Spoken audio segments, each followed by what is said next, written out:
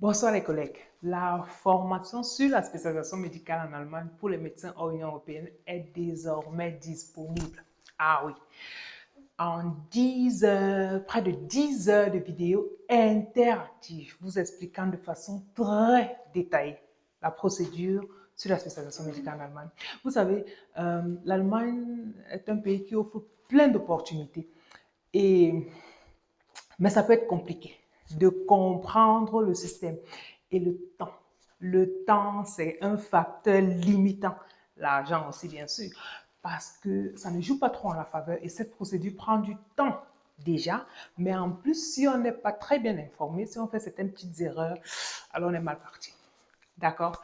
Déjà, dans cette formation, avec le docteur Pollock, pendant donc, 2 fois près de 5 heures de vidéo, on vous amène de votre pays où vous avez été, où vous vivez, où vous avez eu à travailler, où vous avez votre diplôme de médecin, l'apprentissage des cours de langue, assemblage de montage de vos documents, le dossier, la demande de visa, l'arrivée en Allemagne, les cours de langue, les examens FSP, ceux qui me suivent savent de quoi il s'agit, le travail avec le bureau Sellernis, l'obtention d'approbation, la spécialisation proprement dite, la recherche d'un poste de spécialisation.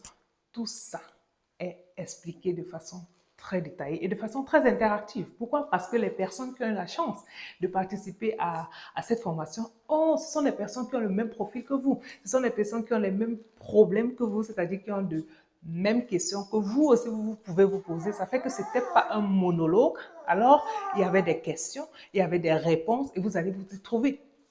Le plus important, c'est que ça va vous permettre de gagner en temps et en argent. On a des récits de personnes qui ont eu des expériences du genre, OK, on montre votre dossier pour votre spécialisation en allemand, mais à la fin, c'était pour des formations infinies, en fait. Oh, vous êtes médecin. Comment vous allez justifier ça à l'ambassade? Ça prouve directement que vous avez menti, que vos intentions ne sont pas celles que vous présentez, en fait.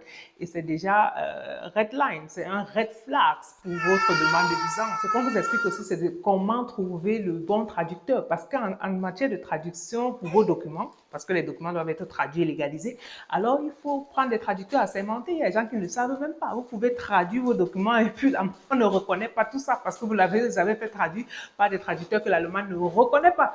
Comment les trouver de façon légale, de façon claire, d'accord? Et ça vous épargne des pertes d'argent parce que vous pouvez faire traduire tout ça et après, c'est pas du tout reconnu parce que c'était pas le bon traducteur, on vous refuse le visa et puis le projet est jeté à l'eau et vous vous dites, ah, l'Allemagne là même.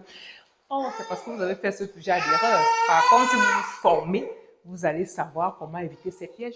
Donc, comme vous-même, vous allez le voir avec les retours des personnes qui ont participé, le contenu pour cette somme très insignifiante, c'est beaucoup de valeur qu'on vous ajoute et on vous souhaite que le bonheur dans la poursuite de ce projet. Pas facile, mais faisable. C'était Dr. Letty.